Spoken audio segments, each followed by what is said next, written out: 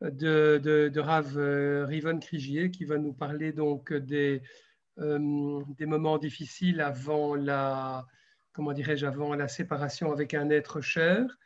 Je voudrais rappeler qu'il vient de paraître un livre qui retrace un petit peu l'activité que nous avons eue avec lui l'année passée, un livre qui s'appelle Si Dieu sait l'avenir, sommes-nous libres d'agir, omniscience et libre arbitre dans la pensée juive, donc par Rivon Krigier, et que vous pouvez acquérir sur Amazon, il me semble. Et vous pouvez aussi voir un petit rappel de son livre dans notre onglet thématique sur notre site, dans notre onglet thématique et dans livres et pensée juive, livres et parutions. Alors, je vous ai aussi partagé, j'espère que vous le voyez, la Haggadah aux quatre visages que Rav Rivon Krigier donc a fait paraître l'année passée, il me semble. Oui. Voilà, et donc illustré En par... fait, oui, oui, ça fait déjà 2 ans. 2 ans déjà. Et donc illustré par Garouste, Gérard Garouste, voilà, qui a laissé de très belles peintures, de très belles illustrations. Donc, la Haggadah aux quatre visages qu'on peut trouver sur Amazon aussi. Oui, oui. Voilà. Donc, à la limite, si on fait Rivon Krigier sur Amazon, on peut trouver toute une série de livres, si je comprends bien. Normalement, oui, absolument. Voilà. Mais je vous invite tous à aller voir, à aller consulter. Alors, je vais arrêter mon partage d'écran pour faire place au partage d'écran de Rav Rivon Krigier voilà, qui va nous parler du sujet de cette année-ci. Merci Luc. Alors, ceux qui peuvent, qui nous rejoignent, allumer leur caméra. Bien sûr, on n'oblige personne, mais ça permet de voir aussi les visages. Quand on fait une intervention, c'est toujours plus agréable de savoir à qui on parle et de communiquer, même si c'est par écran, c'est moins impersonnel que face à l'écran.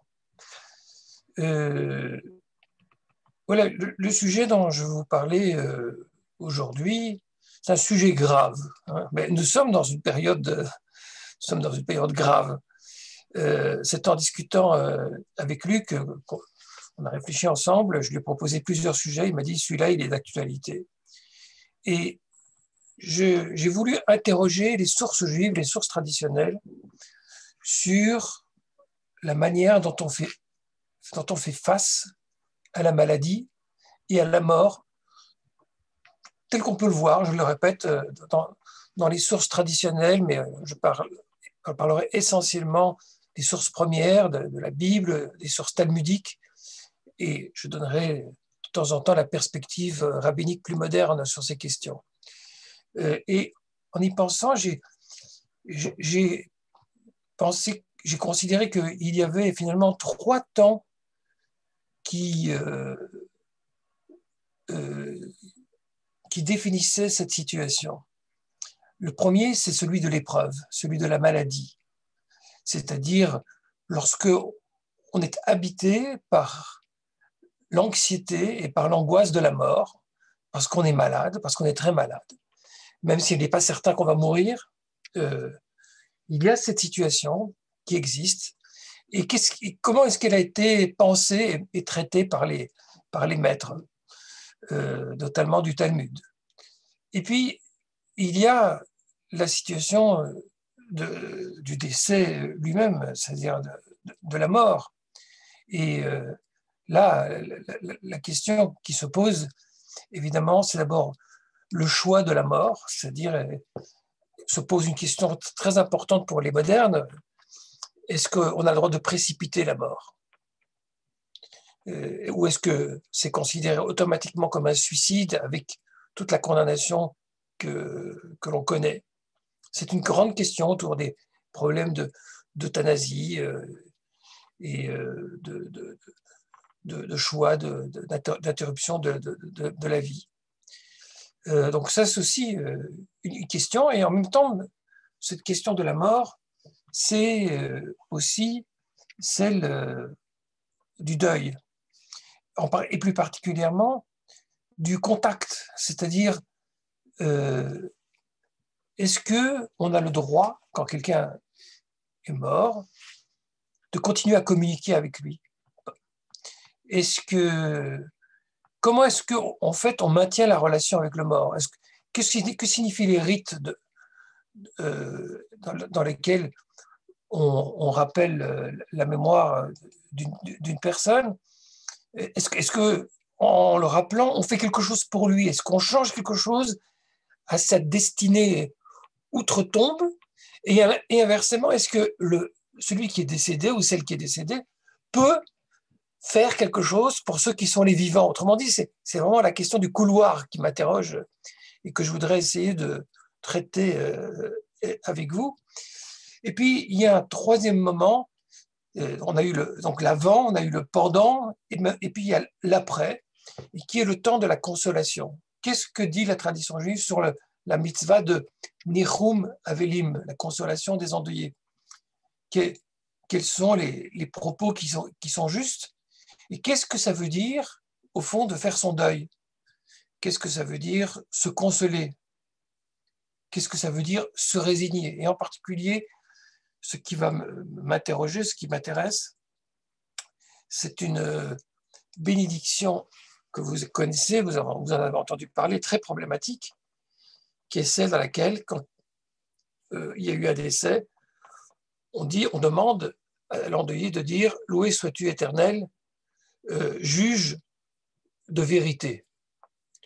C'est très dur, parce que très souvent, on a le sentiment qu'il y a eu une mort prématurée ou une mort accidentelle ou tragique, et dire que c'est une justice, déclarer ça en bénédiction, c'est quelque chose qui est problématique.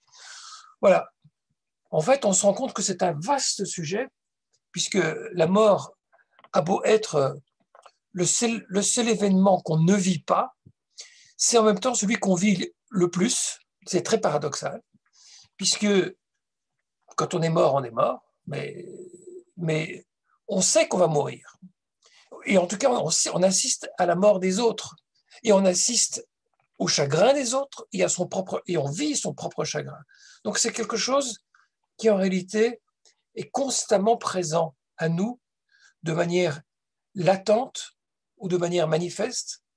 Très souvent, nous refoulons les questions de mort et même les questions de maladie, parce que, je dirais pour des raisons d'équilibre mental, si nous devions être constamment fixés sur le fait que nous sommes des êtres mortels et qu'on va en finir ou qu'on va tomber malade, eh bien, c'est la meilleure façon de tomber malade et c'est la meilleure façon de déjà se meurtrir avant que les choses n'arrivent. Autrement dit, de gâcher les moments de santé et les moments de vitalité. Mais on ne peut pas en faire l'économie non plus. Voilà pourquoi on touche ici à un très très vaste sujet. Et je dois avouer une chose, c'est que quand j'ai pensé cela avec Luc, je me suis rendu compte que le sujet était tellement vaste que je ne pourrais pas du tout l'aborder de manière exhaustive. Alors vous allez me pardonner, mais on va aborder ça par petites touches et le tableau qui ressortira de ces rencontres n'aura pas la prétention d'être un tableau complet et synthétique. Mais je voudrais vous donner à voir des choses qui ont interrogé la conscience traditionnelle à travers les âges. Alors, sans plus attendre, on va se plonger dans les sources et le miracle de Zoom, c'est que vous pouvez voir apparaître le feuillet que j'avais l'habitude de vous imprimer, mais qui apparaît ici à l'écran. Voilà. Alors, la première question qu'on va se poser, c'est comment la tradition juive a pensé la question de la maladie et du traitement, et de la possibilité de s'y mesurer. Comment se mesure-t-on à l'épreuve de la maladie? Et une des sources les plus anciennes que l'on trouve est dans le livre de l'Exode, juste après le passage de la mer Rouge. Vous avez la source devant les yeux. Que dit-on? À peine ont-ils été assistés par le plus grand des miracles de toute l'histoire biblique qu'ils sont placés, les Hébreux, dans une situation d'épreuve. Ils arrivent à un endroit qu'on appelle Mara et qui se caractérise par le fait qu'il n'y a pas d'eau. Et c'est pourquoi, attendez, je vous demande juste une seconde. C'est pourquoi ils sont en fait dans une situation d'anxiété, de crainte de la mort, puisque on le sait, ne pas boire, c'est vraiment la chose la plus problématique pour la survie. Moïse implore l'Éternel. Il y a une espèce d'opération qui adoucit l'eau. Ils étaient face à un étang, donc cette eau était trop amère, ils peuvent en boire. Mais ce qui est intéressant pour nous, c'est la leçon. Parce qu'il est dit, ce fut là que l'Éternel donna au peuple des lois et des ordonnances, et ce fut là qu'il le mit à l'épreuve. Et il dit, si tu écoutes attentivement à la voix de l'Éternel, si tu fais ce qui est droit à ses yeux, si tu te prêtes l'oreille à ses commandements, etc., etc., je ne te frapperai d'aucune des maladies dont j'ai frappé les Égyptiens, car je suis l'Éternel qui te guérit. L'expression en hébreu, c'est Ki ani Adonai rofecha, je suis l'Éternel, contredit parfois, qui est ton médecin, parce qu'en hébreu, Medel Rofé, c'est le médecin. Mais dans toute l'Antiquité, il n'y a pas vraiment de métier de médecin. Il faut plutôt parler de guérisseur. Et celui qui apporte la santé, voilà, je suis l'Éternel qui t'apporte la santé, ou qui ne te l'apporte pas. Alors pourquoi c'est un moment important? C'est un moment important parce que on voit que à partir du passage de la mer Rouge, on bascule dans un autre mode de relation avec Dieu. Dieu n'est pas simplement sauveur, il pose des exigences, il pose une règle, c'est dit explicitement, il donne au peuple des lois et des ordonnances, il les met à l'épreuve. On n'aura rien gratuitement, il n'y aura pas de salut gratuit. Il va falloir se dépasser. C'est la destinée d'Israël qui commence, son sort est lié à l'alliance, c'est-à-dire à un effort constant de tendre vers la sainteté. Et les conditions sont placées de manière très nette. Si tu marches dans ce sens, je t'apporte la santé, je te guéris, et sinon, les maladies qui ont accablé l'Égypte et auxquelles les Hébreux avaient échappé, eh bien, frapperont Israël. Quand on entend ça, on comprend que la maladie, selon cette perspective, n'est pas considérée comme quelque chose de neutre. On comprend que c'est lié au mérite ou au démérite des personnes. Et bien entendu, ça soulève une question très, très délicate, mais qui va habiter toutes les sources traditionnelles, qui est celle de la culpabilité. Est-ce qu'on est coupable d'être malade? Et vraiment, ce thème de la culpabilité, on va le retrouver tant dans la confrontation à la maladie que à la question de la mort elle-même. Est-ce que c'est juste? Et bien sûr, toute la question de la consolation aussi est étroitement liée à cette question de la culpabilité du défunt ou la culpabilité que peuvent ressentir parfois les endeuillés. Alors, on n'aime pas trop, en général, quand on fait des belles conférences sur le judaïsme, d'insister sur ce point parce que ce n'est pas très friendly, politically correct de dire, ah, le judaïsme, tout ce qu'on fait, il y a derrière ça la culpabilité. Mais bien sûr, on va nuancer ce propos, mais il y a de toute évidence quelque chose qui est très net dans les sources traditionnelles, c'est que on ne peut pas dissocier le sort de l'individu avec son action, et que la question du mérite des personnes est un facteur qui joue un rôle très important dans la conscience des rabbins, la conscience de ceux qui ont pensé la question du sort de l'homme. Ce n'est pas dissocié de la responsabilité. Bon, je vais le dire d'une formule, santé et responsabilité sont étroitement liées dans la pensée juive traditionnelle. On verra bien sûr les limites de cette proposition, mais elle est là. On peut relever un point intéressant, une illustration intéressante dans le livre des rois. Dommage que les Juifs ne lisent pas davantage la Bible, ce sont des textes vraiment, ce sont de véritables romans historiques passionnants. Un des grands rois d'Israël, Hiskiaou, Ézéchias, on rapporte à son sujet qu'il fut atteint d'une maladie mortelle. Et le prophète Isaïe, le fameux Isaïe, vient le trouver et lui annoncer sa mort. Ézéchias est frappé de stupeur. Il implore l'Éternel.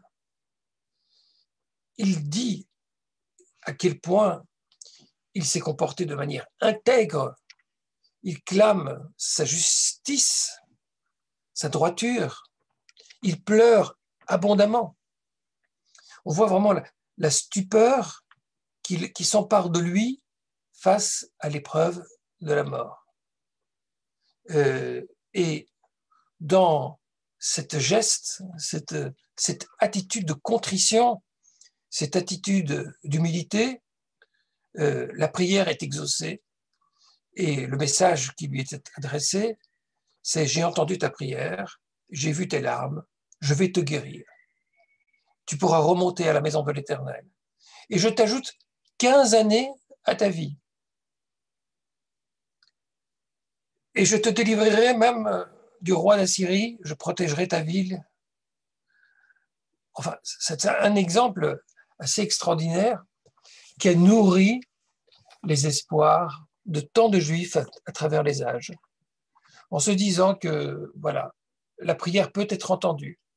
Et que même lorsque Dieu décrète qu'une personne doit mourir, même lorsqu'elle est atteinte déjà d'une maladie mortelle, eh bien, la prière peut être entendue.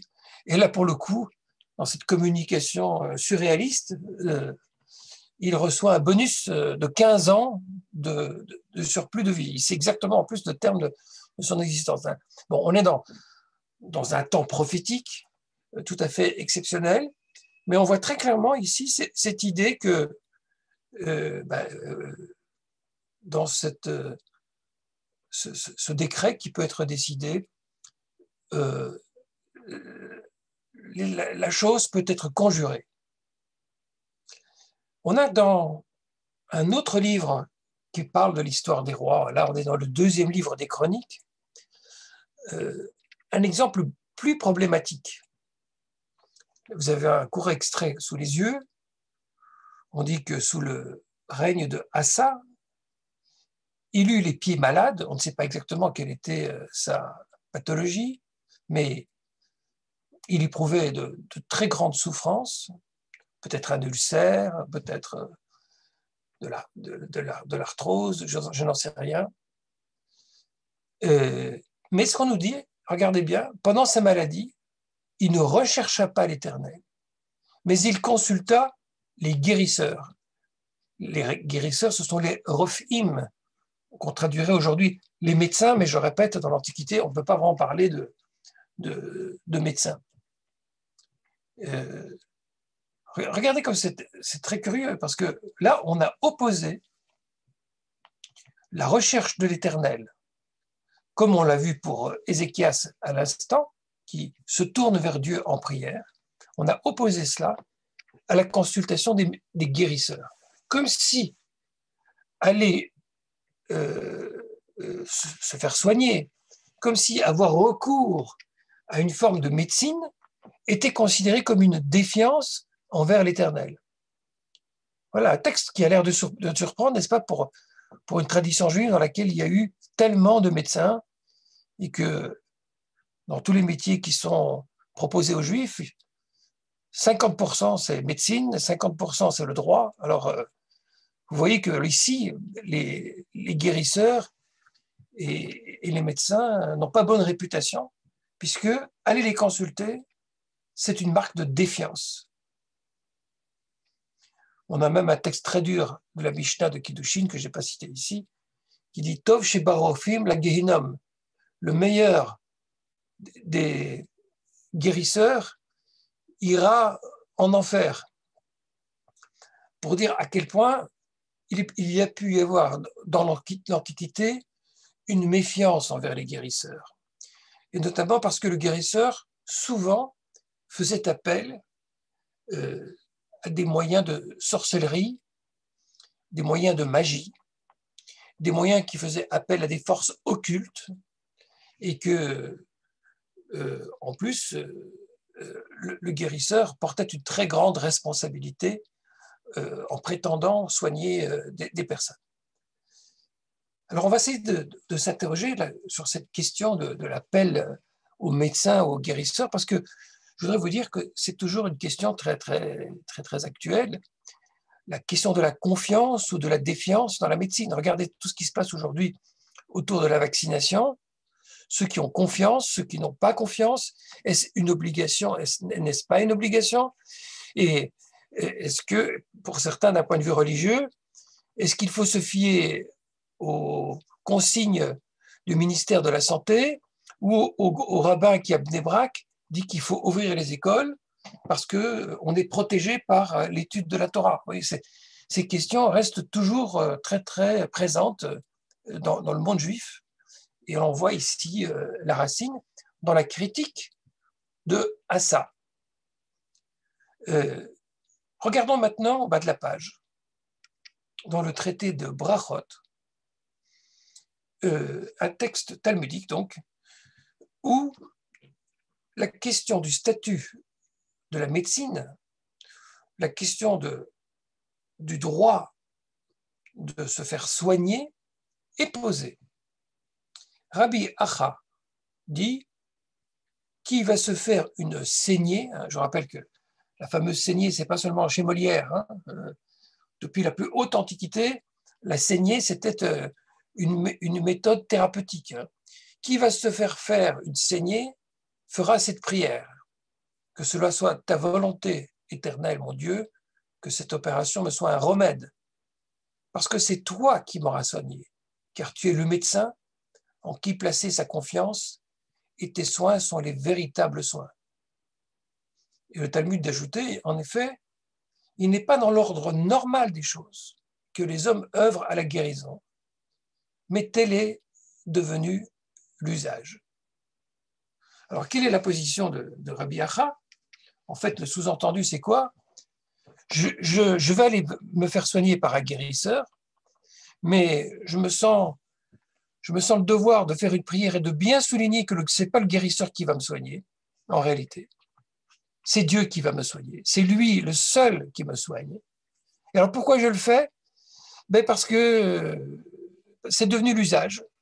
Et donc, si je ne le fais pas, on va considérer que je ne fais pas ce qu'il faut faire, mais en réalité, je ne compte pas dessus et ça n'a pas de véritable force et de signification. C'est une attitude très curieuse de Rabbi Acha.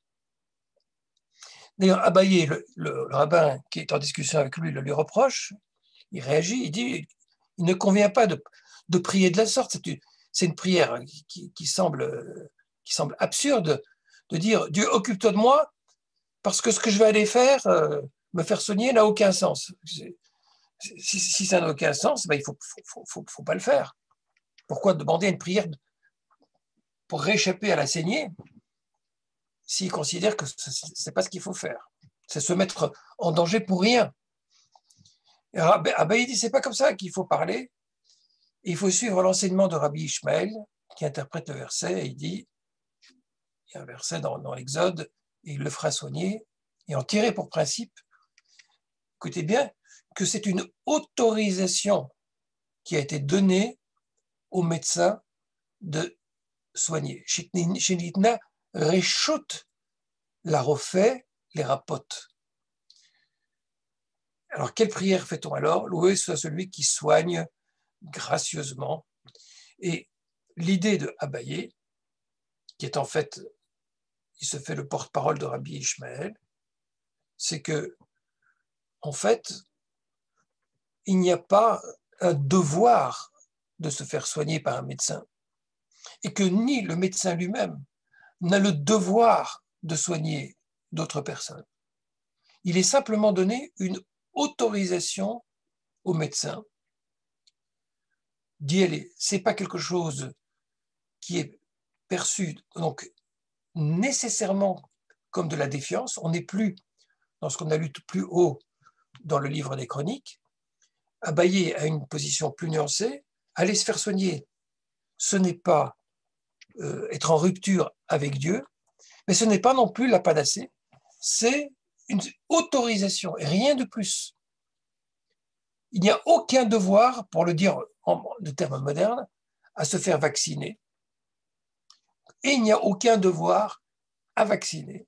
Parce que le seul qui guérit, le seul qui protège, c'est Dieu. Voilà, j'essaie de vous montrer la racine des postures qui sont adoptées aujourd'hui dans le monde juif, le monde inspiré par ces sources traditionnelles. Encore une fois, on comprend bien que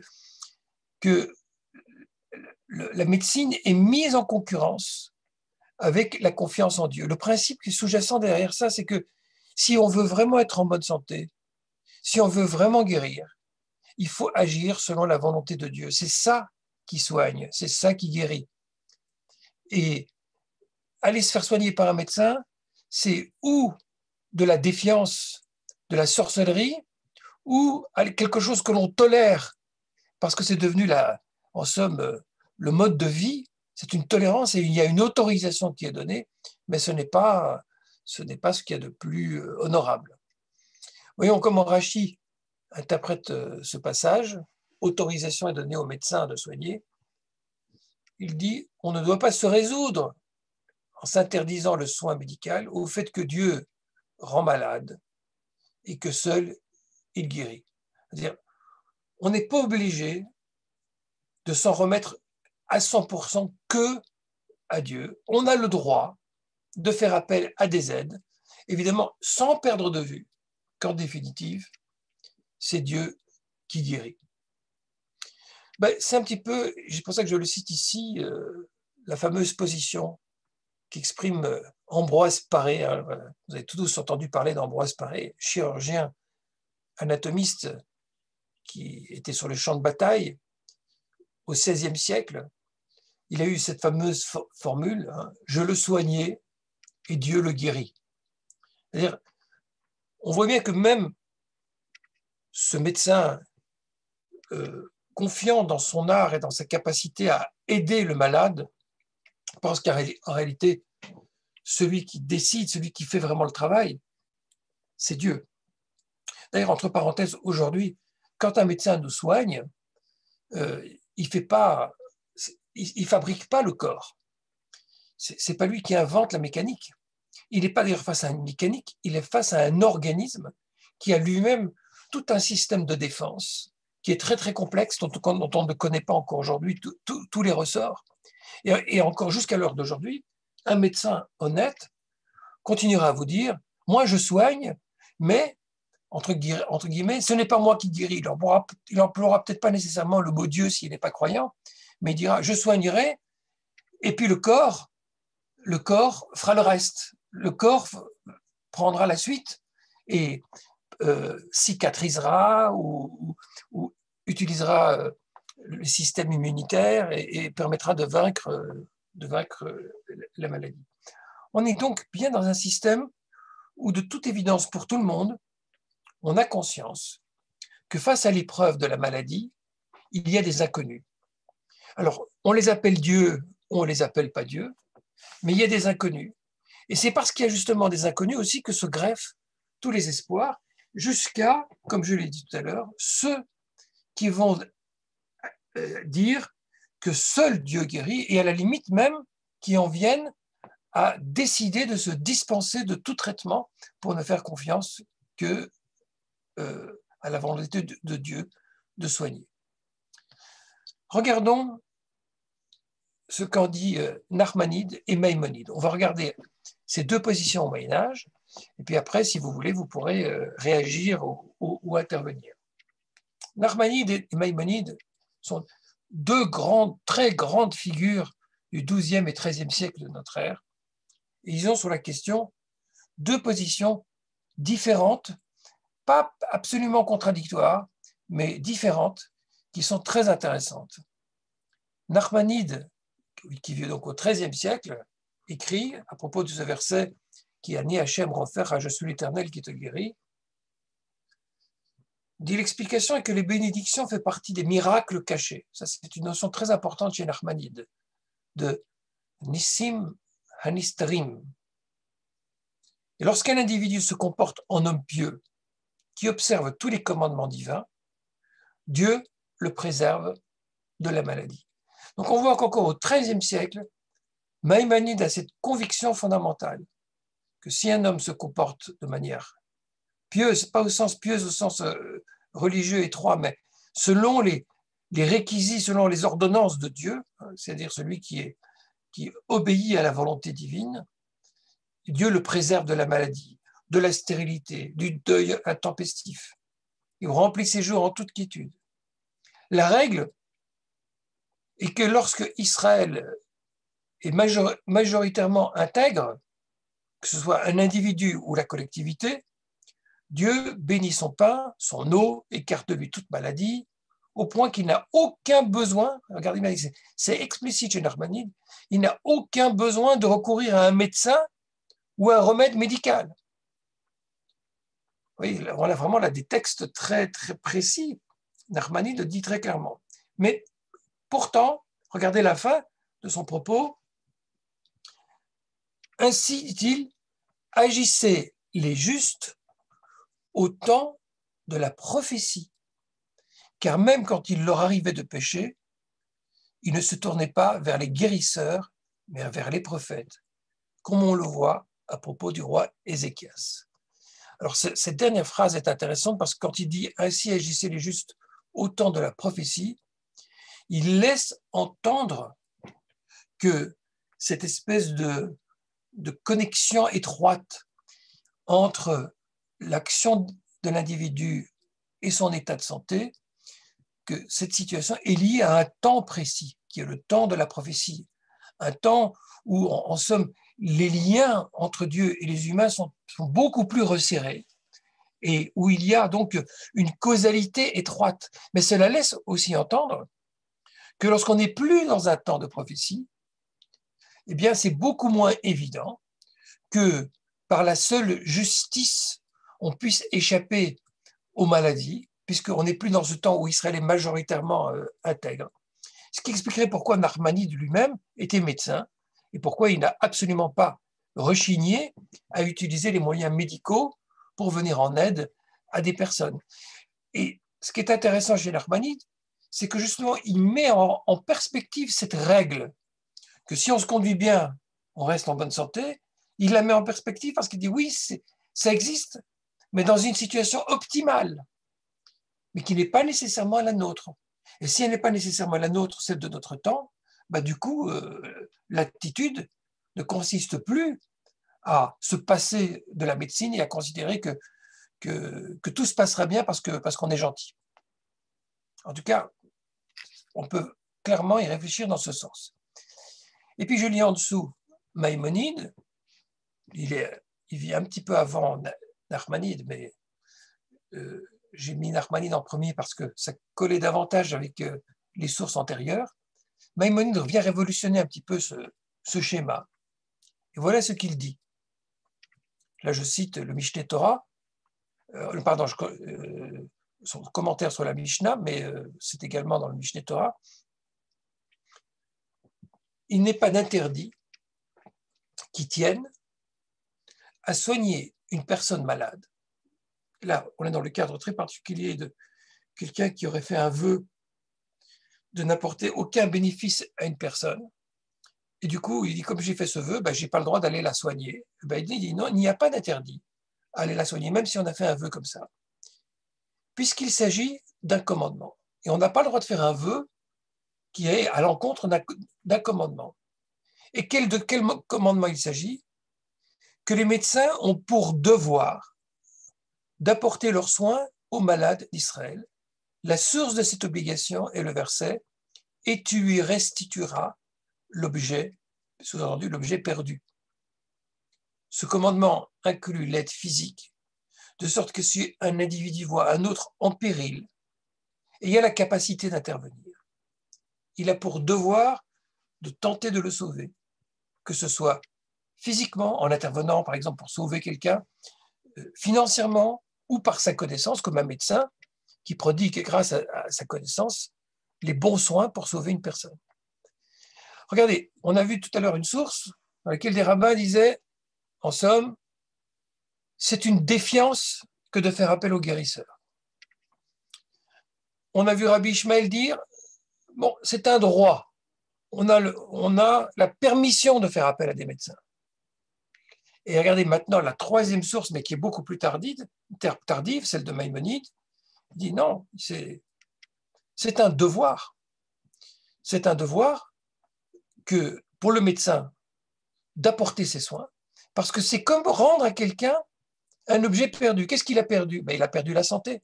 C'est précieux. Quand on a perdu un objet, on n'est pas bien parce qu'on a perdu un objet précieux. Mais quand on perd la santé, on perd ce qu'il y a de plus précieux.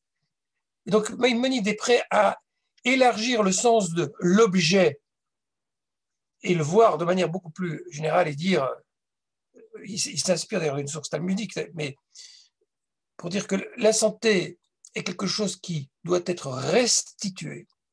Et dès lors, ça devient un devoir. Et un devoir très, très important. Et on peut comprendre aussi que si on a le devoir d'intervenir pour sauver une personne qui est en danger, il y a aussi des commandements qui disent qu'il faut faire attention à préserver sa propre personne.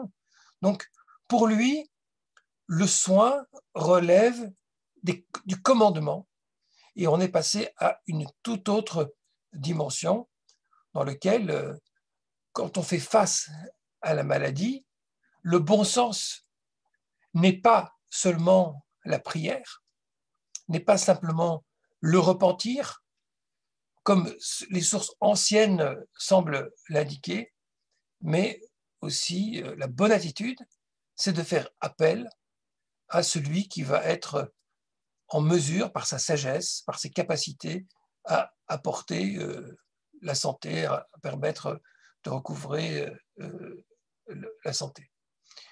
Voilà la première approche qu'on peut donner. Alors, je voulais à présent me tourner vers vous et savoir si éventuellement quelqu'un veut dire un mot à ce sujet ou intervenir à ce sujet avant que nous poursuivions plus en avant. Oui, Anne. Oui, est-ce que le fait de ne pas se soigner ne peut pas quelque part être assimilé à un suicide? Alors, si l'intention en ne se soignant pas est de vouloir se laisser dépérir, c'est interdit selon toutes les opinions. Personne ne dit qu'on peut se laisser dépérir. Je laisse de côté maintenant la question de fin de vie, du suicide en situation de fin de vie, mais en règle générale, personne ne va accepter cette opinion-là. Toute la question, c'est de savoir quelle méthode on va utiliser. S'il est légitime dans la méthode de faire appel à un médecin ou un guérisseur, ou est-ce que c'est une défiance? Rappelez-vous que dans la Torah, par exemple, il y a de nombreux interdits. Par exemple, de faire appel à des devins, à des nécromanciers, à utiliser des moyens magiques pour faire face à des situations difficiles. Et pourtant, c'est drôlement pratique. Si quelqu'un peut savoir l'avenir, c'est très tentant aussi. Avant de sortir dehors, j'ouvre mon application sur le temps, le climat, la météo, et je regarde ce que les, comment dirais-je, les mages d'aujourd'hui nous disent, et en fonction de ça, je m'habillerai de telle façon ou de telle façon. Après tout, est-ce que c'est une défiance que de me renseigner sur l'avenir si on peut savoir l'avenir? Eh bien, dans l'Antiquité biblique, le fait de vouloir faire appel à des voyants qui vont utiliser des moyens magiques, c'est comme faire appel à des forces secondaires et ne pas s'en remettre à Dieu. Si on veut savoir l'avenir, il faut faire appel à un prophète, quelqu'un qui est habilité, mais pas ce qui n'est pas habilité. Donc, le problème, on voit bien que derrière tout ça, la question, c'est la défiance face à ce qu'était la médecine de jadis, qui était une médecine qui n'était pas véritablement une science. Et très probablement que chez Maïmonide, quelque chose de nouveau s'inaugure parce qu'il a l'air beaucoup plus de considérer que la médecine appartient à ce qui fait partie des choses raisonnables et pas des choses qui sont des forces occultes auxquelles on se remet. Il n'empêche que cette question reste de manière latente aujourd'hui dans l'attitude du monde religieux. Certains, encore une fois, vont préférer s'en remettre à des attitudes religieuses pour faire face à la situation plutôt qu'à des consignes sanitaires. Et c'était très, très présent avec les décisions du Rav Kanievski à Mea Shearim, on disait il faut fermer les écoles et lui disait de les ouvrir. Bon, ça peut être un débat de société, y compris chez nous, mais la réponse qui était donnée, c'est que grâce au Limud Torah, à l'étude de la Torah, on nous protège. C'est ça l'idée, c'est que cette communauté dispose du meilleur soin possible, et c'était même une manière de marquer face à la maladie la preuve de sa piété. C'était enfin l'occasion qui était donnée à toute une communauté de prouver que sa valeur ajoutée, en quoi sa religiosité vaut quelque chose. Elle vaut quelque chose parce qu'elle est le meilleur moyen de lutter contre la maladie. Et on voit que cette question-là, elle reste présente aujourd'hui entre ceux qui sont prêts à s'engouffrer dans une attitude irrationnelle au nom de cette conception antique, et ceux qui disent non, la médecine d'aujourd'hui, c'est une science, et de la même façon qu'on fait tout ce qu'il faut pour s'habiller correctement, pour ne pas prendre froid, et qu'on prend des bonnes nourritures pour ne pas se rendre malade, eh bien, on va voir le médecin sans qu'il faille y voir une attitude occulte de défiance envers l'Éternel. Mais c'est intéressant de savoir où on met le curseur, parce que même quand on va voir un médecin, finalement, on fait confiance à des choses pour lesquelles on n'a pas une vision complète, et le médecin lui-même, il n'est jamais sûr à 100% de son traitement, c'est très expérimental. Comme on l'a vu avec Ambroise Paré, il dit c'est pas moi qui guéris. Hein. Donc, il y a un moment où il y a un lâcher-prise, et dans ce lâcher-prise, il y a une dimension de rationalité, il y a une dimension d'irrationalité pour tous. Et certains y ont vu un enjeu religieux, et on le voit aujourd'hui à quel point cette question face à la maladie reste en débat. Merci. Il y a un autre aspect aussi. Oui. L'aspect peut-être parallèle. Il y a par exemple tous ceux qui disent, enfin les complotistes. Les complotistes qui disent qu'il ne faut pas se faire vacciner. Alors, évidemment, il y en a qui utilisent toutes sortes d'arguments qui n'en sont pas, et c'est du complotisme. Il y en a qui essayent quand même d'utiliser un argumentaire qui se tient un petit peu. Quelque part, on peut se demander si les mages et les charlatans ne sont pas de leur côté. Mais voilà, ça pose un autre problème. Oui, bien sûr. Et là, à partir du moment où on est dans les théories du complot, c'est très intéressant parce qu'on est de nouveau dans la question de en qui on fait confiance. Et est-ce que c'est un problème de rationalité ou un problème d'irrationalité? Et là, on voit que la question des forces occultes ou des forces occultes est vraiment en jeu. Hein. Le complotiste,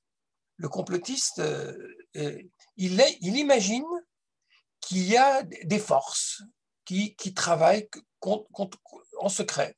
Alors pour lui, ce n'est pas des forces nécessairement divines ou autres, mais c'est des forces occultes, des formes de forces occultes.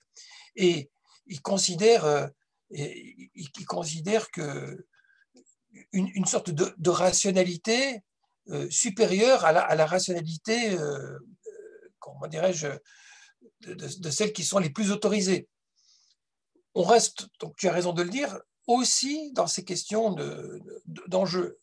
Derrière tout ça, c'est en qui on fait confiance. C'est une sorte d'éthique de la confiance qui est présente. Mais je le répète aussi, quand même, c'est un point important, pour le croyant, on ne doit pas tomber non plus dans une espèce de scientisme et de s'imaginer que tout est dans la rationalité des choses. Non, il y a une dimension irrationnelle et quelque part qui peut parfois nous gêner parce qu'elle nous renvoie à notre responsabilité et du coup à cette problématique qu'on a tous, qui est celle de la culpabilité, qui peut être si douloureuse et si problématique. Alors, c'est ce qu'on va examiner maintenant un peu plus près. Je reviens avec l'écran partagé. Je retourne au Talmud, on est dans le traité Shabbat. Rabbi Yitzhak, fils de Rav Yehuda, dit que toujours l'homme implore la pitié afin de ne pas tomber malade. On voit que si on veut rester en bonne santé, selon la logique talmudique, il ne faut pas simplement, comment dirais-je, prendre bien soin de soi. Et on reste toujours dans ce lien étroit avec Dieu et demander par la prière à rester en bonne santé. Et s'il tombe malade, on lui dit « produis du mérite et sois ainsi délivré ». C'est très curieux. Si tu es tombé malade, eh bien, c'est là qu'on passe au deuxième métier dont je parlais tout à l'heure. On part de la médecine, passe de la médecine au droit. Il faut que tu aies des bons arguments, que tu produises des pièces à conviction. C'est ce qu'on appelle produire du mérite. Et tu seras délivré. Autrement dit, négocie, vas-y, enfin plutôt plaide ta cause devant Dieu. Alors, on va voir rapidement comment tout cela prend forme. Mar Ukva, un maître, enseigne que signifie dans le verset dans le cas où il tombe du toit. Bon, ils interprètent au deuxième degré, parce qu'il est dit le verset qui dit Hanofel mimeno, qui tombe de lui, comme si ça dépendait de lui. À lui, le temps de sa conduite, puisque Nofel est au présent, tant qu'il est en train de chuter, c'est-à-dire tant qu'il est dans le temps de la maladie, eh bien, il faut qu'il mette à profit cette situation pour que cette chute, c'est-à-dire sa maladie, ne lui soit pas fatale. Pour le dire en d'autres mots, le temps de la maladie, c'est une fenêtre d'opportunité. Ce n'est pas parce qu'on est malade que tout est perdu, la bataille n'est pas perdue. On est dans un temps présent qu'il faut investir. Je passe un petit peu les détails parce qu'on n'aura pas le temps de voir tout ce passage talmudique. Mais un peu plus bas, on peut lire, nos sages disent, celui qui est tombé malade, il est moribond, on lui dit confesse-toi, car tous les condamnés se confessent. Et là, on se demande pourquoi est-ce qu'il doit faire sa confession? Confession, non pas devant le curé, bien sûr, ni d'ailleurs devant le rabbin, mais devant Dieu. Soit il va mourir et on veut qu'il se repentisse avant sa mort, et que cette maladie ait été pour lui justement l'opportunité de se ressaisir, de prendre conscience d'un certain nombre de choses et donc de négocier son cas devant Dieu. Soit peut-être parce que cette confession ou ce repentir va avoir un effet sur sa propre santé. Et c'est ce que la suite semble indiquer. toute personne qui est condamnée à mort, condamnée à l'échafaud, s'il a de bons avocats, il sera sauvé, et sinon, non. Et quels sont les bons défenseurs de l'homme? Le repentir et les bonnes actions. Et je vais lire jusqu'au bout avant de commenter. C'est pas combien, mais quand bien même 999 actes le condamnent, mais l'un d'entre eux, l'un sur 1000, le défend, il sera sauvé. Ainsi qu'il est dit, s'il y a pour lui un ange intercesseur entre 1000, pour dire de l'homme sa droiture, c'est dans Job, et le Talmud d'ajouter, même s'il s'agit du même ange qui, contre 999 accusations, dispose d'un argument en sa faveur, il sera sauvé. Alors, là, il y a une idée très intéressante, c'est que quelqu'un qui est frappé par une épreuve, il ne faut surtout pas qu'il tombe dans le fatalisme. Si quelqu'un, chas v'shalom, apprend qu'il a un cancer, ce que dit ce texte, il lui est interdit de penser que parce qu'il a un cancer, il est fichu. Même s'il y a une chance sur 1000, il doit la saisir. Et comment il doit la saisir? Alors, encore une fois, la réponse qui est donnée ici, c'est une réponse religieuse. C'est qu'il faut qu'il développe en lui les meilleures énergies pour redonner du sens à sa vie, pour redevenir droit à ses propres yeux et devant Dieu. Et que c'est dans ce travail de réhabilitation qu'il y a également un travail, enfin, il y a également une transformation qui passe, qui en vient à une réhabilitation de type médical. On est presque, pour ainsi dire, ici dans un effet psychosomatique.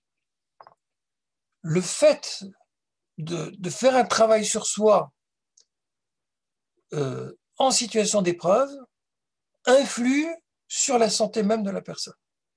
Alors aujourd'hui, c'est reconnu en médecine que la santé mentale, l'optimisme du malade, sa combativité, la foi qu'il peut développer dans sa guérison constitue un facteur très important de son côté pour lui permettre de faire face à la maladie et d'avoir des chances de vaincre. Mais ce que ce texte dit ici, évidemment, c'est qu'on parle de santé mentale, mais de santé spirituelle. On considère que c'est la santé spirituelle qui est l'élément décisif pour être en meilleure posture, pour échapper à ce destin funeste.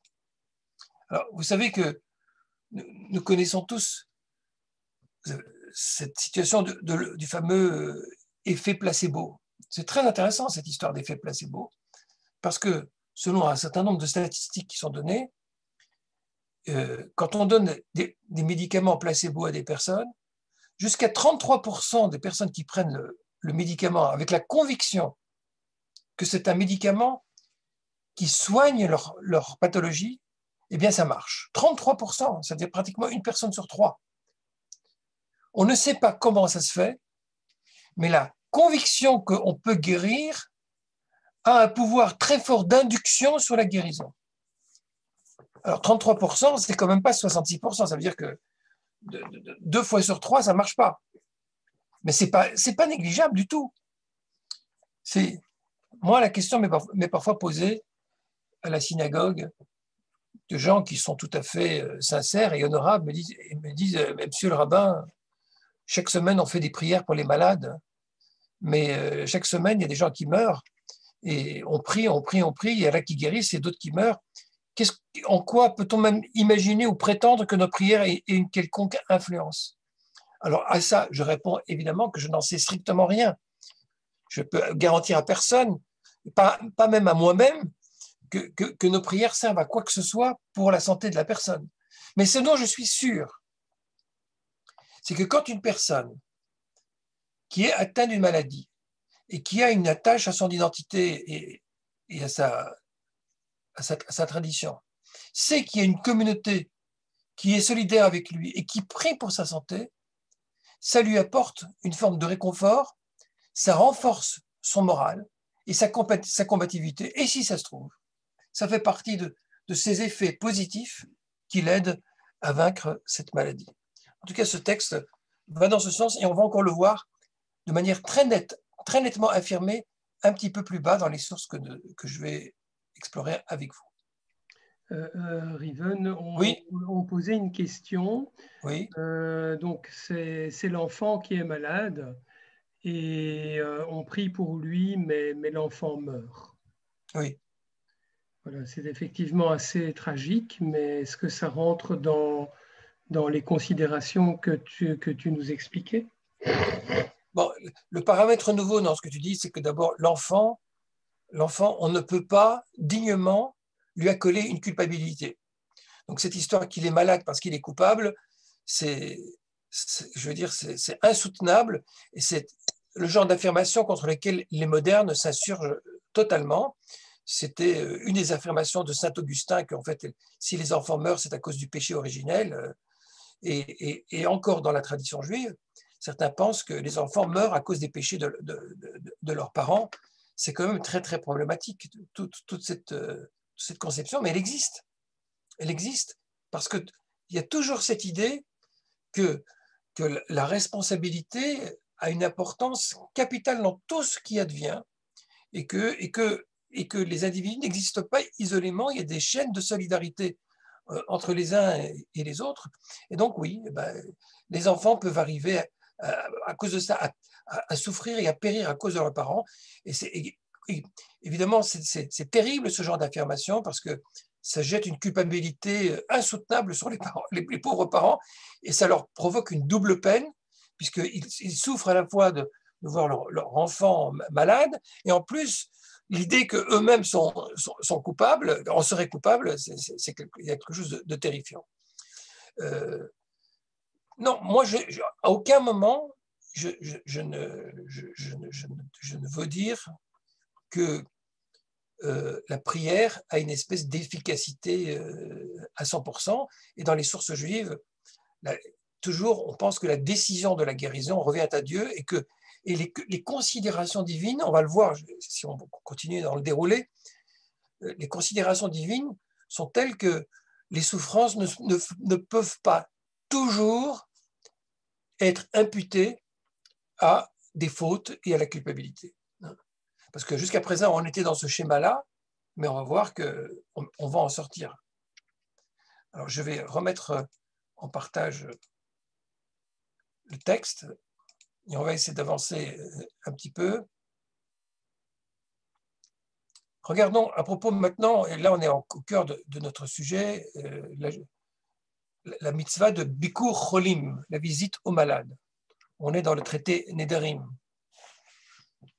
Une baraita, c'est-à-dire un texte de l'époque de la Mishnah, enseigne pour la visite aux malades, en la shiur, Bikur Cholim en la shiur. Il n'y a pas de limite à ce commandement.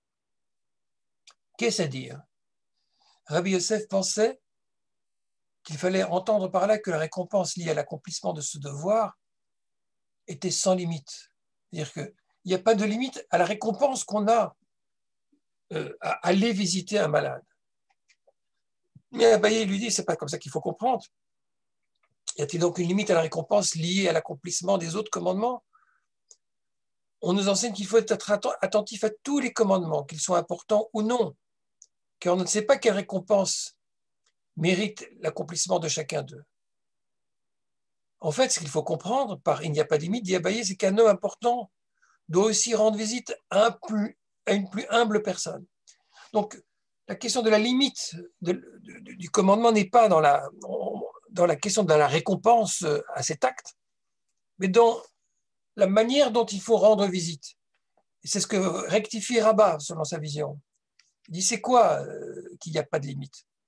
C'est que c'est tellement important d'aller visiter quelqu'un qui est malade que même quelqu'un qui est, par exemple, une personnalité publique ou une personnalité plus âgée ou qui est plus honorable, elle a un devoir d'aller visiter des personnes beaucoup plus humbles qu'elle.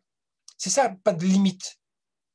Ce n'est pas toujours le cas. Hein. Par exemple, une personne âgée, fatiguée, selon la loi juive, un objet perdu, elle n'a pas le devoir nécessairement d'aller le restituer parce que c'est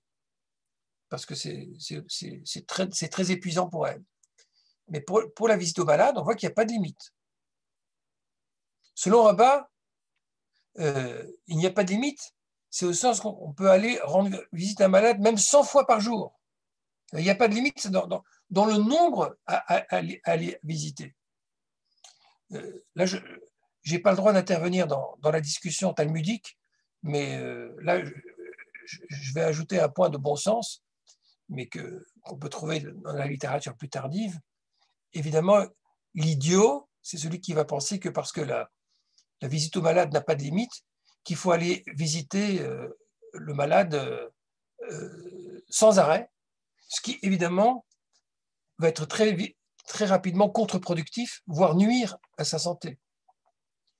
Tout le bon sens dans la visite au malade, c'est de penser à l'intérêt du malade.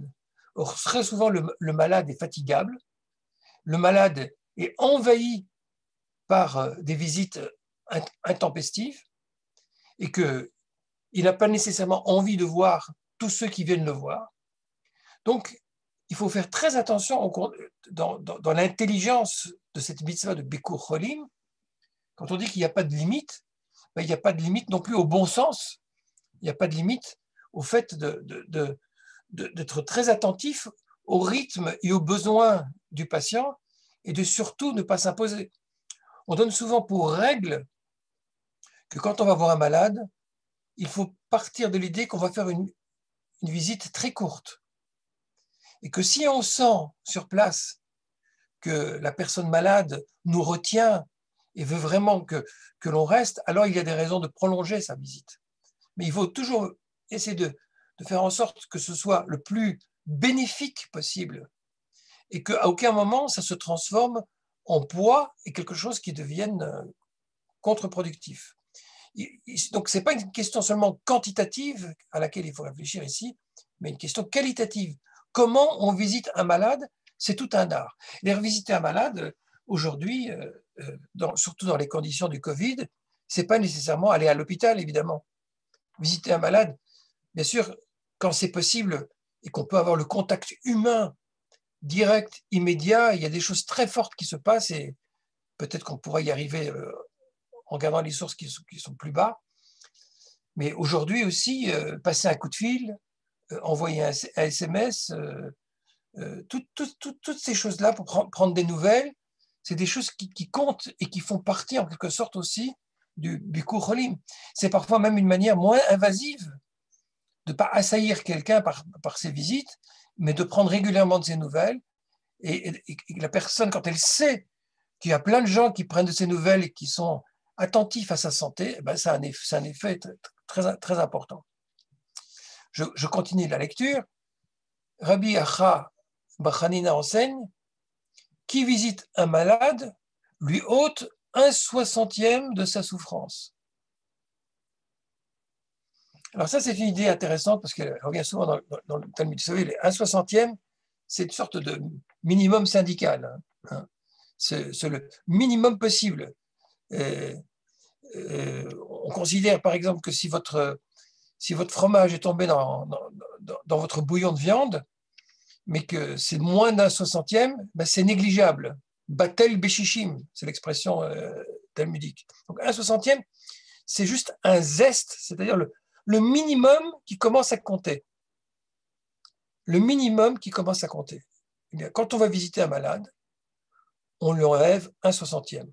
Alors regardez, il y a un petit malin qui a tout de suite compris ça. Abaye dit à Rabat, s'il est ainsi, il n'y aurait qu'à visiter le malade par 60 personnes et hop, il est guéri. Voilà la méthode. Il a compris que c'était quelque chose de mathématique. Il dit on se rapplique à 60 et on guérit toutes les personnes. Bon, après, j'ai passé la discussion, mais évidemment, on tourne ça un petit peu en dérision. On dit non, ça ne marche pas comme ça. Ça ne vaut pas une question de quantité, mais une question de qualité. Et on comprend cette chose tout à fait intéressante. C'est que celui qui apporte du réconfort à la personne en détresse participe de sa guérison. Ça, c'est quelque chose dont on n'a pas suffisamment conscience. Si on admet, comme j'ai essayé de le dire plus tôt, qu'il y a toute une dimension psychosomatique dans la maladie, non pas psychosomatique, non, encore une fois, non pas parce que la maladie n'est due qu'à une raison psychique, mais parce que le psychisme participe à la fois à la maladie, à la pathologie, mais aussi à la thérapie, parce que le psychisme y participe. Créer le lien humain en allant visiter quelqu'un, en lui apportant du réconfort, c'est déjà apporter des éléments de soin. Ce n'est pas seulement un signe d'amitié, c'est soigner quelqu'un. On va le voir par ce qui suit dans le passage en question. Rav Chelbo est malade, annonça Rabbi Kahana, mais personne ne vint lui rendre visite. Rabbi Kahana dit au Rabbi, n'est-il pas arrivé la même chose à un disciple de Rabbi Akiva? Il tomba malade et les autres sages ne vinrent pas lui rendre visite. Rabbi Akiva, lui, vint le voir. Il mit de l'ordre autour du malade, balaya sa chambre et le disciple guérit. Tu m'as rendu la vie, dit-il à Rabbi Akiva. Et en sortant, Rabbi Akiva fit le commentaire suivant. Quiconque néglige de rendre visite à un malade, c'est comme s'il versait son sang. Lorsque Rabbi Dimi vint d'Eretz Israël, il dit rendre visite à un malade, c'est le faire vivre. Ne pas rendre visite à un malade, c'est être cause de sa mort. Alors, le Talmud a toujours l'habitude de faire dans la surenchère, c'est un mode d'expression, c'est une figure de style qu'on appelle en français l'hyperbole, dire toujours des formules exagérées, mais exagérées pour nous faire entendre quelque chose qui est ce que j'essaie de dire depuis le début et qui ici ressort de manière très très concrète, c'est que il y a une dimension psychique et spirituelle dans la pathologie et dans la thérapie.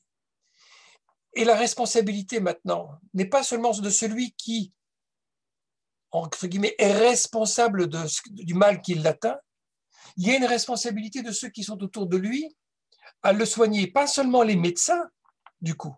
Ce n'est pas seulement les médecins qui ont un devoir, comme le dit Maïmonide, de s'occuper de ceux qui sont malades, parce qu'ils sont les plus qualifiés, parce qu'ils détiennent une sagesse.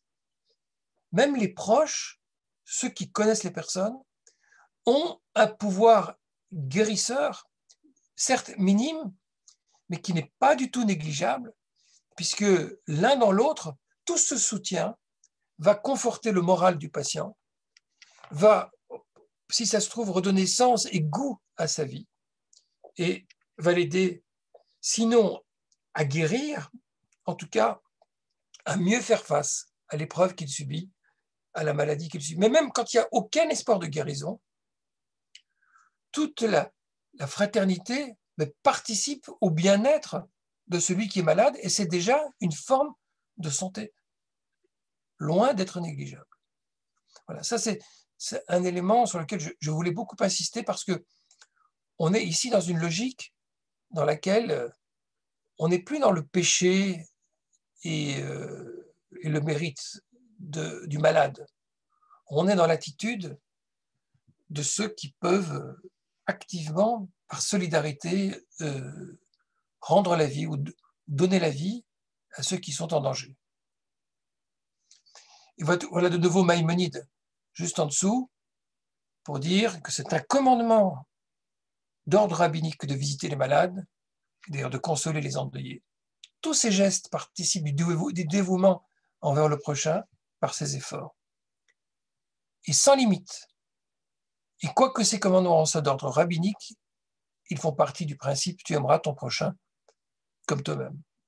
Voilà, c'est une mitzvah, un commandement en soi, le Bikur Cholim, et on voit à quel point c'est quelque chose qui est au centre de l'éthique juive.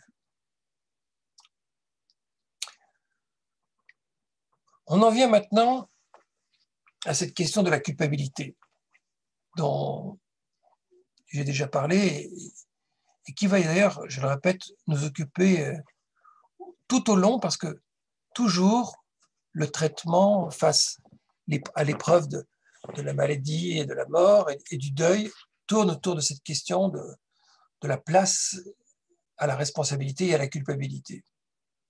On a un texte fascinant dans le Talmud de Babylone, traité Baba Metzia, et qui parle de Onaat Varim. La Onaa, c'est ce qu'on peut appeler en français l'abus. Onaa, c'est exploiter quelqu'un, abuser de quelqu'un, abuser ou financièrement ou de sa personne. C'est tricher.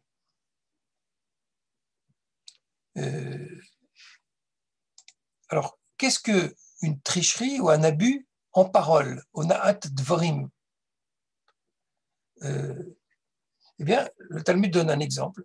Si quelqu'un, il donne plusieurs exemples, mais l'un d'entre eux, si quelqu'un se trouve accablé de souffrances, telles des maladies, ou qu'il en est réduit à perdre ses enfants, ce serait par exemple de lui tenir un discours à la manière des compagnons de Job, qui disaient « Ta crainte n'est-elle pas ta confiance et l'intégrité de tes voies ton espérance? Souviens-toi, je te prie, qui a péri tout en étant innocent? Sous-entendu personne. Ou as-tu vu des hommes droits qui ont été détruits? Sous-entendu personne. » Regardez, dans ce texte, il y a un retournement de la situation.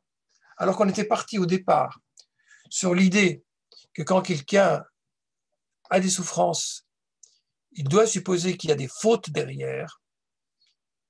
Ici, on nous dit que celui qui fait la mitzvah de Bikur Cholim, qui vient visiter le malade, la dernière chose qu'il doit faire, c'est d'aller dire à la personne que s'il est en train de souffrir, c'est parce qu'il a commis telle et telle faute. De lui tenir, au fond, le discours que tenaient les compagnons de Job dans le fameux récit, en lui disant, ben voilà, si tu étais resté intègre, ça ne te serait pas arrivé. Et regardez, c'est curieux que ce texte dise ça, parce que toute la tradition juive, je le répète, et on l'a déjà vu, on va encore le revoir, est imprégnée de cette idée qu'il y a bien souvent des fautes qui sont à l'origine de l'état dans lequel on se trouve. Et bien même en admettant que ce soit vrai, le fait que celui qui vient visiter la personne, vient pointer ses fautes, vient les souligner, vient dire à la personne que c'est pour ça qu'elle souffre, eh bien c'est la double peine. Non seulement la personne souffre de son état, mais on l'humilie en la plaçant en la renvoyant à sa culpabilité. C'est exactement le genre de chose qui va déprimer la personne, qui va la renvoyer vers son passé douloureux au lieu de la porter vers un avenir constructif. C'est un double jeu, cette histoire de culpabilité, parce que on veut d'un côté responsabiliser les hommes, mais il y a quelque chose de morbide et de destructeur dans l'attitude culpabilisante, qui est celle qui est dénoncée ici dans ce texte.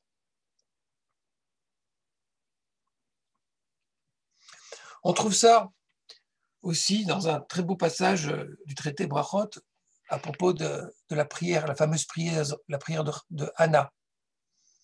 On se souvient, vous avez le texte sous les yeux, qu'elle était stérile et qu'elle a prié longtemps en se rendant au tabernacle. C'était à Shiloh, et elle remuait à peine ses lèvres. Comme elle remuait à peine ses lèvres, Élie, c'est pas le prophète Élie, c'est un autre Élie, la suspecte d'être ivre. Et elle dit non, je suis pas ivre, je suis juste accablé. Et elle est blessée par le fait que ce personnage, ce prêtre, considère qu'elle est dévoyée alors qu'elle étale son chagrin et qu'elle est en prière. Tout ça parce qu'elle fait à peine que remuer ses lèvres. Alors voilà ce que dit le texte dans le traité Brachot. Rav Amnon a dit, il y a beaucoup de leçons que l'on peut tirer de ce qui est arrivé à Anna, et j'ai passé toutes ces leçons parce qu'elles sont nombreuses, de ce fameux texte que Hannah parlait dans son cœur, elle parlait dans son fort intérieur, et que Élie pensait qu'elle était ivre. Une des choses intéressantes, c'est celle-ci. Selon Rabbi Elazar, cela nous montre que si l'on remarque chez son prochain un travers quelconque, il convient de le relever. Donc, Élie n'avait pas tort, puisqu'il a fait la remarque à Anna en croyant qu'elle était saoule. Il dit, c'était son devoir de la réprimander. Et néanmoins, Anna avait raison de lui répondre en disant, toi, Élie, tu n'es pas bon juge, tu n'es pas bon maître de cette affaire. L'Esprit Saint ne t'a pas inspiré, puisque tu me soupçonnes d'une telle chose. Selon d'autres, voilà ce qu'elle dit, la Shrina, c'est-à-dire la présence divine, et l'Esprit Saint ne sont pas avec toi, Élie, pour que tu fasses ainsi pencher la balance du côté de ma culpabilité et non du côté de mon innocence. Comment ne sais-tu pas que je suis une femme endurcie? C'est-à-dire, je suis endurcie parce que je subis des épreuves, et non pas parce que je suis ivre ou quoi que ce soit. Et donc, ce que dit Rabbi Elazar, on en déduit que si quelqu'un est soupçonné injustement, il faut qu'il le clarifie. Et c'est ce qu'elle fait. Elle dit, ne prends pas ta servante pour une femme pervertie. Et je vais à la conclusion, là, les paroles que j'ai soulignées en gras. Selon Rabbi Elazar, cela nous fait comprendre que celui qui a accusé son prochain à tort doit non seulement l'apaiser, mais aussi le bénir, car il est dit, c'est ce que Élie avait dit, que le Dieu d'Israël t'accorde ce que tu lui as demandé. Alors là, de nouveau, on a un retournement de situation très, très intéressant ici. C'est que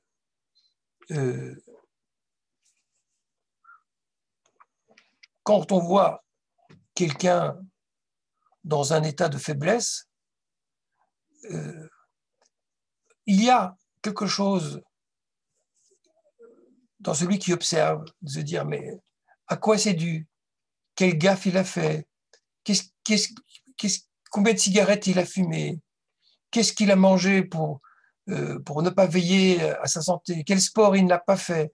Se donner toutes sortes d'explications. Pourquoi il tombe malade, voire, quand on est religieux, sur telle ou telle culpabilité rituelle. Là, il y a un principe très important de l'attitude première envers celui qui est dans cette situation, c'est de ne pas être roched bikshirim, c'est-à-dire de ne pas, a priori, suspecter. L'attitude de suspicion, alors qu'on n'a pas les éléments en main, et qui consiste à juger quelqu'un dans le sens de son tort, et en l'occurrence, de le juger d'avance comme coupable d'un forfait pour expliquer sa situation, c'est une attitude qui est jugée comme viciée, comme perverse.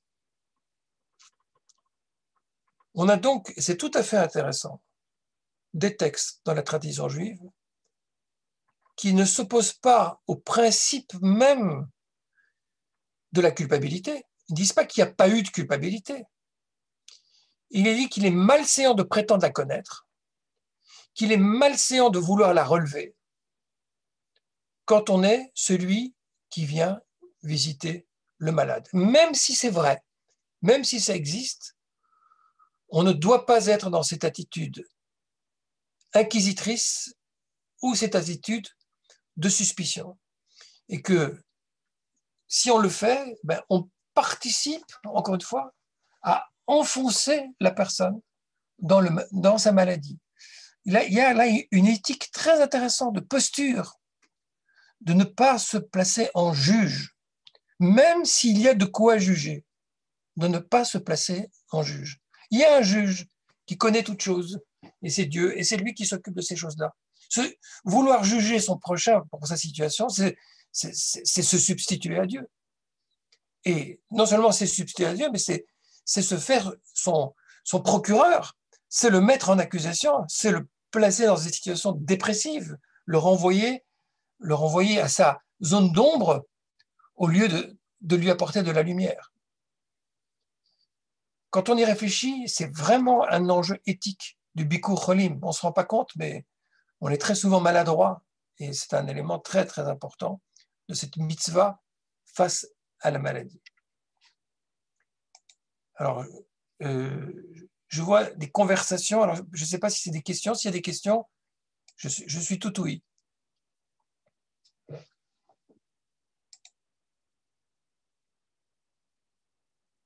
Quelqu'un veut-il intervenir?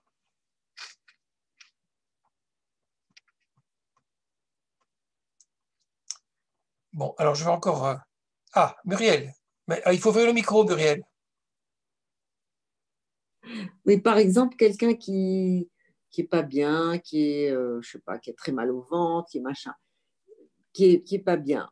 On essaye peut-être de l'aider à comprendre pourquoi. C'est peut-être à cause du stress, dans le sens de l'aider, peut-être pour aller mieux.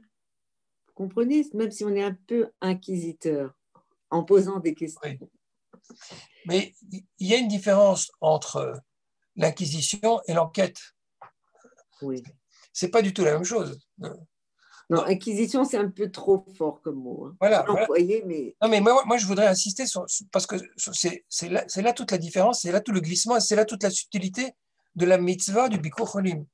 C'est-à-dire, on veut s'intéresser à pourquoi quelqu'un est malade. Il peut y avoir effectivement des questions de comportement, de mauvaise santé qui expliquent les choses. Ça peut être ça. Quand on est religieux et qu'on pense qu'il y a des fautes, on va t'as peut-être pas bien observé Shabbat, t'as peut-être pas fait ceci, t'as peut-être pas ça. Toutes ces ça non. Oui, ça non, mais d'accord, je sais bien que c'est pas dans ce sens-là, mais il y a des gens qui fonctionnent comme ça. Ouais. Et toute l'idée que même quand on n'est pas dans la dimension mystique et religieuse, l'attitude inquisitoire qui cherche à relever de la culpabilité, elle endolorit celui qui est déjà en souffrance. Elle ne lui apporte pas les ressources dont il a besoin. On dit ça très souvent à propos des gens qui souffrent de surpoids. Surpoids, oui. Le réflexe le plus évident de quelqu'un qui souffre de surpoids, c'est de lui dire mais tu as mangé n'importe quoi, tu fais n'importe quoi, tu ne fais pas attention. Et c'est tout de suite de rentrer dans un discours extrêmement culpabilisant. Et surtout, on lui fait comprendre quoi? C'est de ne plus aimer les bonnes choses, de ne plus aimer la vie, de le renvoyer. Oui, on le renvoie à des tas de choses qui le mettent dans une sorte de situation impossible. Au lieu de réfléchir à, effectivement, quelles sont les bonnes mesures à prendre pour, s'il y a des choses à faire, pour sortir de la situation, en fait, on l'enfonce en dénigrant sa personne. Voilà, on porte atteinte à sa personne. Et ça, c'est toute la subtilité, la différence entre l'enquête et l'inquisition. Il y a un cheveu de différence entre l'un et l'autre, mais dans un cas, on va s'occuper de la personne comme si elle était victime d'une situation. Et on va essayer de l'aider en lui tendant la main. Dans l'autre, on pointe un doigt accusateur et ça accable au lieu de l'aider à se relever. Oui. On se place en juge au lieu de se placer en avocat. Regardez, c'est la nuance entre un juge et un avocat. L'avocat, lui aussi, fait toute son enquête. Le juge aussi fait toute son enquête. Mais l'avocat, lui, il a quoi à la différence du juge? Il a le souci d'aider son client. Alors que le juge, il est tout à fait extérieur. Et parfois, son rôle, ça va être d'accabler. Mais le prochain qui va visiter un malade, son rôle n'est pas d'accabler. Son rôle est d'être avocat. Non, pas du tout. Non, pas accabler. Bien sûr que non. Voilà, mais là, franchement, il y a un enjeu. Mais c'est très subtil. Hein. Voilà, c'est subtil. Bon, mais ça dépend la gravité aussi de la maladie, ça dépend quel est le malaise, quel est le... Bon, mais ça peut être très... Absolument, mais il y a derrière ça une attitude, parce que on glisse très souvent dans la culpabilisation. Il y a beaucoup de problèmes qu'on peut traiter en examinant la situation, sans faire des espèces de procès d'intention où on dit que la personne a été négligente, qu'elle a mal fait ceci, elle a mal fait, et insister sur, Oui, bien sur, sûr. sur la personne. En la remettant en cause, profondément, on atteint sa dignité, on atteint ses ressources pour faire face à la situation. C'est une subtilité qui est très importante, qui est capitale. Et même quand c'est évident que quelqu'un est coupable, par exemple, voilà, quelqu'un se baladait sans masque dans la rue, et tout d'un coup, il attrape le Covid et il est très malade. Bah, on a envie de se dire, écoute, mon vieux, tu avais qu'à réfléchir avant. Hein. Mais supposons que ce soit vrai, que la culpabilité est établie, il a pris un risque inconsidéré. Supposons que ce soit vrai. Moi qui vais visiter cette personne, comment est-ce que je vais l'aider? Et là, est-ce que je vais être son juge ou est-ce que je vais être son avocat? Est-ce que je vais essayer de l'aider à sortir de l'ornière ou est-ce que je vais l'enfoncer? Ça, c'est la question. Oui, je comprends. C'est très subtil, quoi. C'est subtil, mais c'est capital. Oui. OK. Alors, il ne nous reste pas beaucoup de temps. Je voudrais encore aborder peut-être une ou deux dernières sources, même si j'en ai apporté beaucoup d'autres. Excusez-moi, j'ai une question. Est-ce que ce cours va être enregistré? Il est enregistré. Ah, parce que j'ai raté, en fait. Je ne savais pas qu'il y avait, je n'ai pas fait attention. Donc, j'écouterai le début. Oui, Muriel, donc le cours est enregistré. Oui. Il sera probablement sur la chaîne YouTube dès ce soir. Ah, d'accord, ok. Très bien. Comme il n'y a pas le cours de Raphaël, je suis venue pour le cours de Raphaël, c'est annulé et je suis tombée dessus. Voilà, voilà, Okay. Merci. Très bien.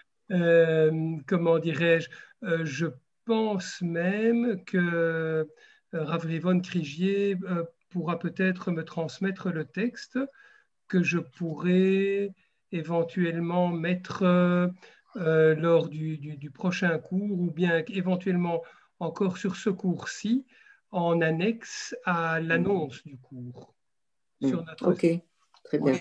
Alors, bien sûr que je pourrais volontiers transmettre le texte.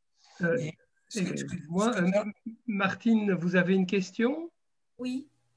Voilà, j'aurais une question par rapport justement à cette notion de culpabilité qui est quand même, enfin je veux dire quand quelqu'un a une maladie grave, en particulier quand ça remet son pronostic vital en question, c'est beaucoup une interrogation sur oui, qu'est-ce que j'ai fait pour qu'il m'arrive ça en fait. Oui. Et franchement, par rapport à ce type de questionnement-là, c'est très difficile d'être accompagnant. Parce que, à part dire qu'on n'a pas de réponse, on n'a pas tellement d'outils pour le délivrer de ce fardeau, de dire j'ai dû faire quelque chose qui m'a fait avoir cette maladie en fait. Oui, voilà.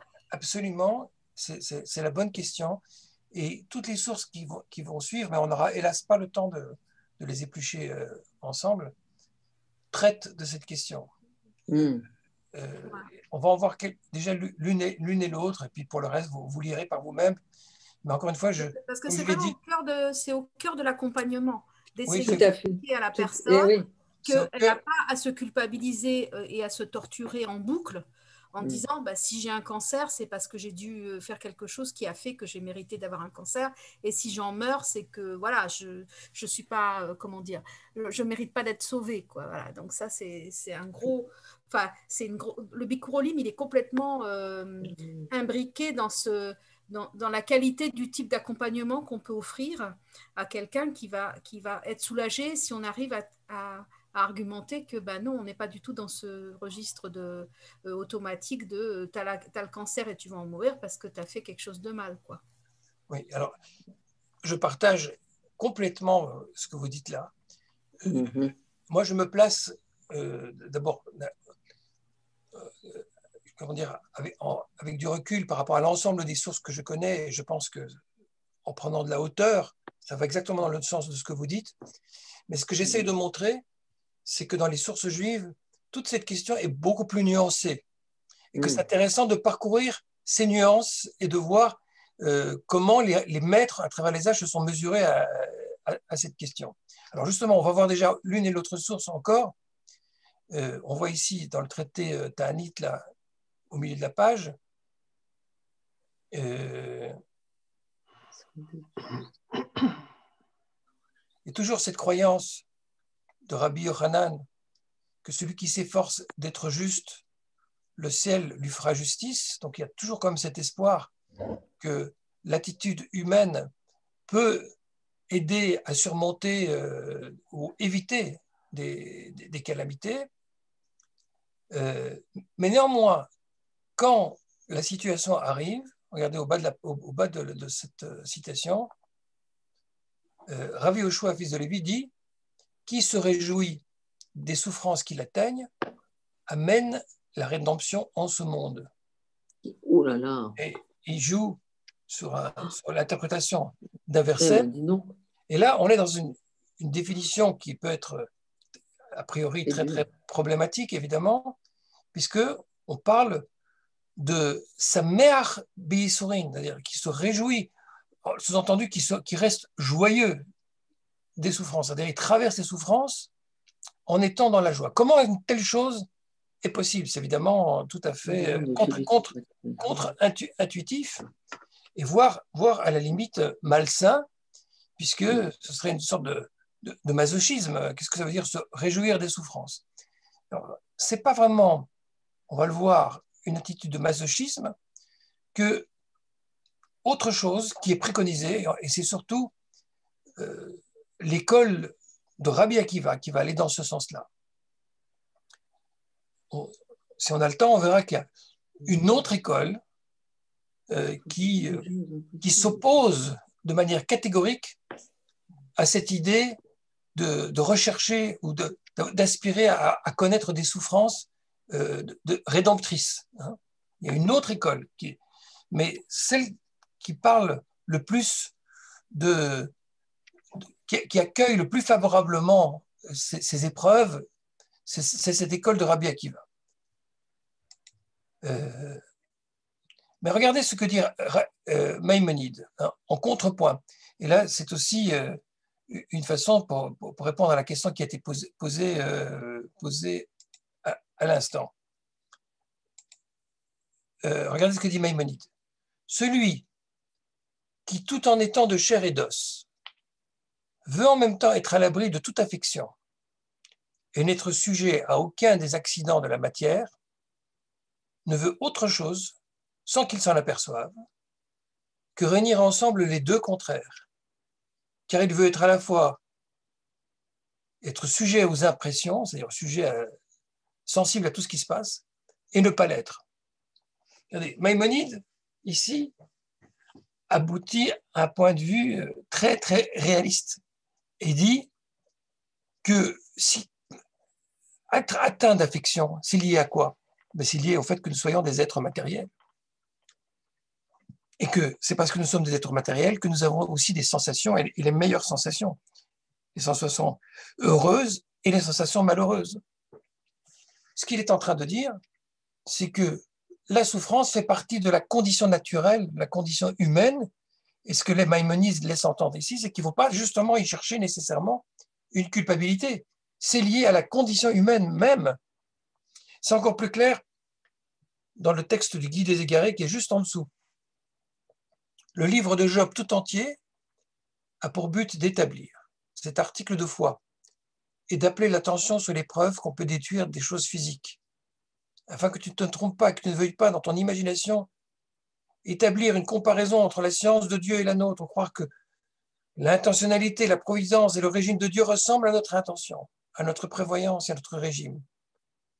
L'homme qui se sera pénétré de cela supportera facilement toute calamité.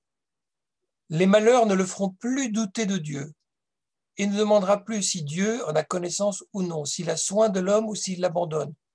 Au contraire, ils lui inspireront plus d'amour. Comme il dit à la fin de cette révélation dans le livre de Job, c'est pourquoi je rejette tout cela, je me répands de la poussière et de la cendre. Et comme s'expriment les docteurs, c'est-à-dire les docteurs de la loi, ceux qui pratiquent les devoirs par amour de Dieu en supportent les souffrances avec joie.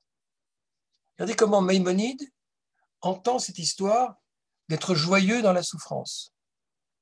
Il en a une interprétation très claire. Il dit Ça ne veut pas dire apprécier la souffrance pour elle-même, y trouver le moindre goût. Pour lui, ça signifie tout simplement que quand on a des épreuves, on a une opportunité. On a une opportunité dans la manière avec laquelle on va réagir face à cette épreuve. Est-ce qu'on va se laisser abattre? Ou est-ce qu'on va se dépasser? Ou est-ce qu'on va se transfigurer?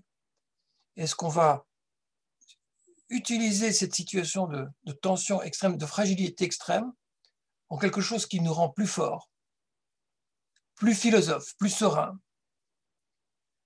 Autrement dit, on est véritablement en situation d'épreuve, pas simplement au sens de la douleur, mais en situation de faire ses preuves.